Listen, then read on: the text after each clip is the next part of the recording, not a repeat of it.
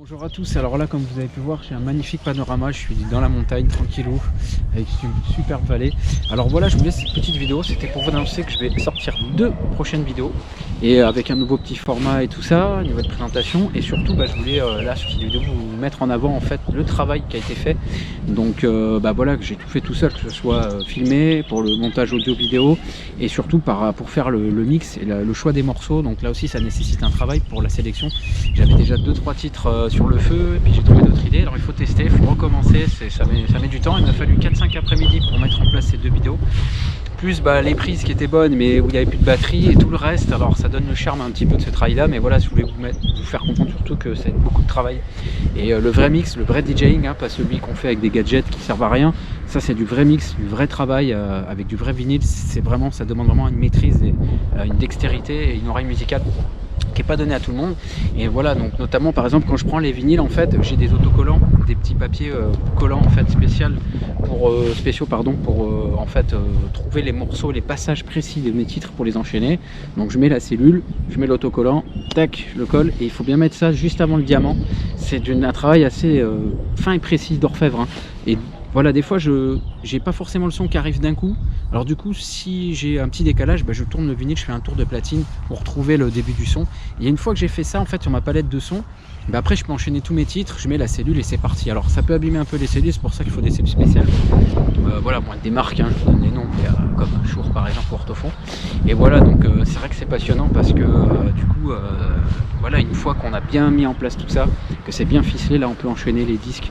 Et après, après c'est que du plaisir. Mais après pour les prises, celle-ci c'était une nouvelle disposition, il m'a fallu quand même plusieurs prises pour vous faire la bonne.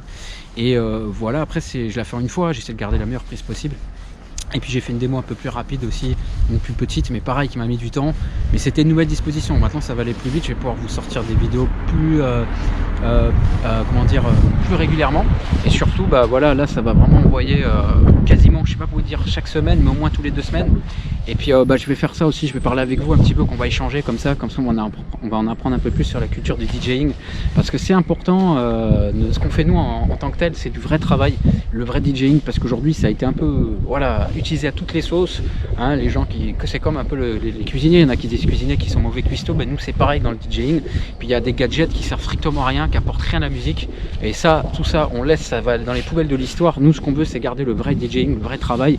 Vous vous rappelez l'époque des DMC dans les années 90, ce que ça donnait quoi, avec des vrais vinyles, avec ils mettaient toutes leurs marqueurs papier là, collants et tout, c'était énorme, et ça créait, ça apportait des choses. Voilà, aujourd'hui je pense que c'est une période un peu particulière et c'est pas forcément évident avec toute cette culture qui est à l'arrêt.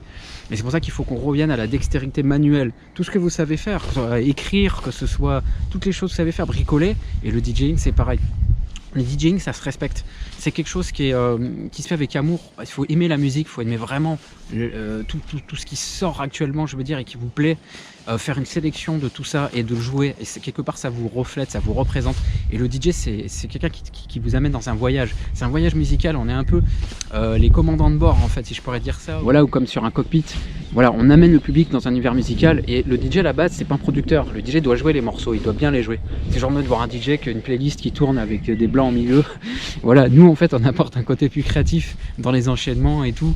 Il faut avoir une inspiration, et puis voilà, un mix en direct, en live, c'est du taf, c'est du travail. Et c'est pour ça que maintenant, après 20 ans de pratique, j'ai envie aussi de vous partager un petit peu le travail, voilà, vraiment dans l'ombre qu'on fait pour vous produire en fait de bons mix. Et voilà, des mixtapes aussi. Alors les mixtapes c'est tout un autre truc, c'est vraiment un travail de dingue. Je vous montrerai le nombre de pistes que j'ai sur voilà, les futurs mixtapes que je vais préparer, le travail que c'est en amont, le work in progress. Voilà, donc je vous dis à bientôt, et puis voilà, ça va être passionnant, il va y avoir plein d'autres choses qui vont sortir. Voilà, portez-vous bien et à très bientôt. Ciao ciao.